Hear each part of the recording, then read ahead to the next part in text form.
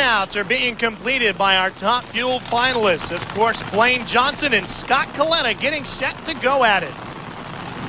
You know, this is funny. I told you that right before the funny cars fired up, I went over and I talked to Bob Fisher with John Force's cars at how's the track look. He said, it looks good to us, but what do we know? He came running by, high-fiving afterwards, thumbs up, and he said, track's good.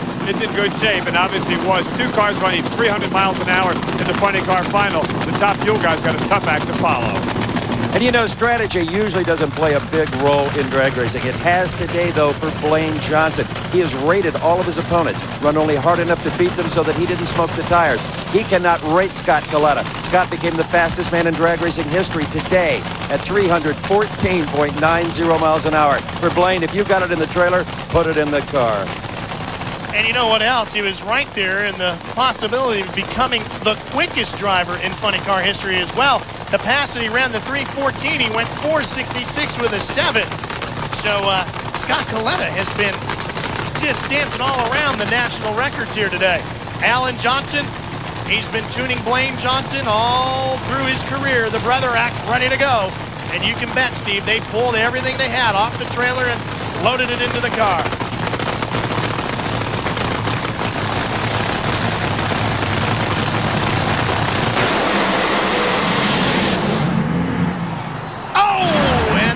And over goes Scott Kalitta.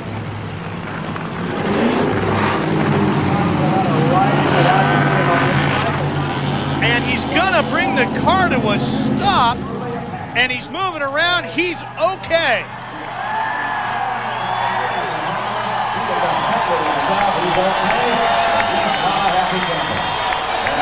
He's gonna be extremely frustrated because he knows he had a good car.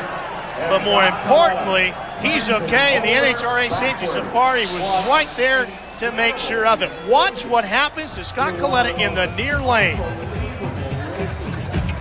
Now the front wheels start to come up, but it all comes down to the seat of the pants on the driver. When do you lift? How do you know when to catch it? We saw what happened to Larry Dixon earlier in the weekend. Scott Kalitta almost barrel rolls it as it twists in the air, points the front end back up the racetrack. Watch it from this angle as it comes right at you. Right there, we saw what Bernstein did out in Phoenix. You don't necessarily want to lift, but it just gets out of his hands and away from him. And the car goes up, pirouettes, turns back around, reminiscent, if you watched NHRA Today, live earlier today, of Big Daddy Don Garlits at Englishtown back in 1986.